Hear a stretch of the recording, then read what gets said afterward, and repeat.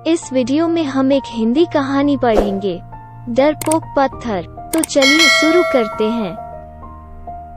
बहुत पहले की बात है, एक शिल्पकार मूर्ति बनाने के लिए जंगल में पत्थर ढूंढने गया। वहां उसको एक बहुत ही अच्छा पत्थर मिल गया, जिसको देखकर वह बहुत खुश हुआ और कहा, यह मूर्ति बनाने के लिए बहुत ही सही है। जब वह आ रहा था तो उसको एक और पत्थर मिला। उसने उस पत्थर को भी अपने साथ ले लिया। घर जाकर उसने पत्थर को उठाकर अपने औजारों से उस पर कारीगरी करनी शुरू कर दिया। औजारों की चोट जब पत्थर पर हुई तो वह पत्थर बोलने लगा कि मुझको छोड़ दो, इससे मुझे बहुत दर्द हो रहा है। अगर तुम मुझ पर चोट करोगे तो मैं बिखर कर अलग हो जाऊंगा। तुम किसी और पत्थर पर मूर्ति बना लो। पत्थर की बात सुनकर शिल्पकार को दया आ गई।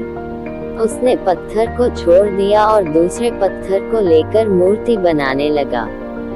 वह पत्थर कुछ नहीं बोला। कुछ समय में शिल्पकार ने उस पत्थर से बहुत अच्छी भगवान की मूर्ति बना दी। गांव के लोग मूर्ति बनने के बाद उसको लेने आए। उन्हें सोचा कि हमें नारियल फोड़ने के लिए एक और पत्थर की जरूरत होगी।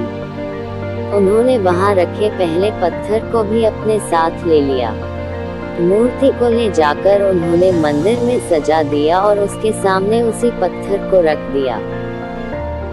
अब जब भी कोई व्यक्ति मंदिर में दर्शन करने आता तो मूर्ति को फूलों से पूजा करता, दूध से स्नान कराता और उस पत्थर पर नारियल फोड़ता था। जब लोग उस पत्थर पर नारियल फोड़ते तो बहुत परेशान होता।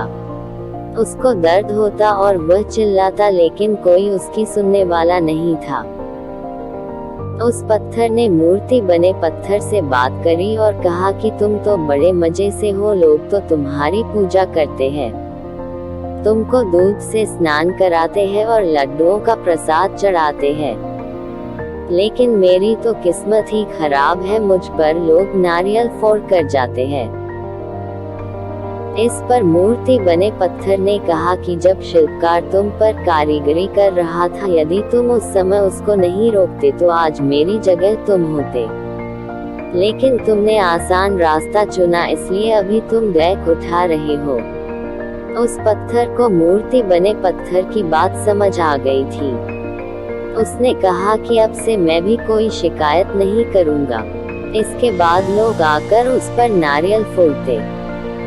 नारियल टूटने से उस पर भी नारियल का पानी गिरता और अब लोग मूर्ति को प्रसाद का भोग लगाकर उस पत्थर पर रखने लगे।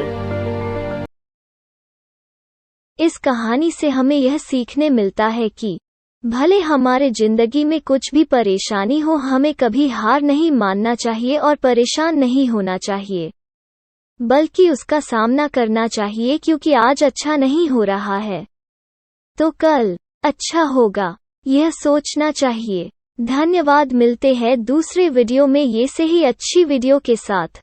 धन्यवाद।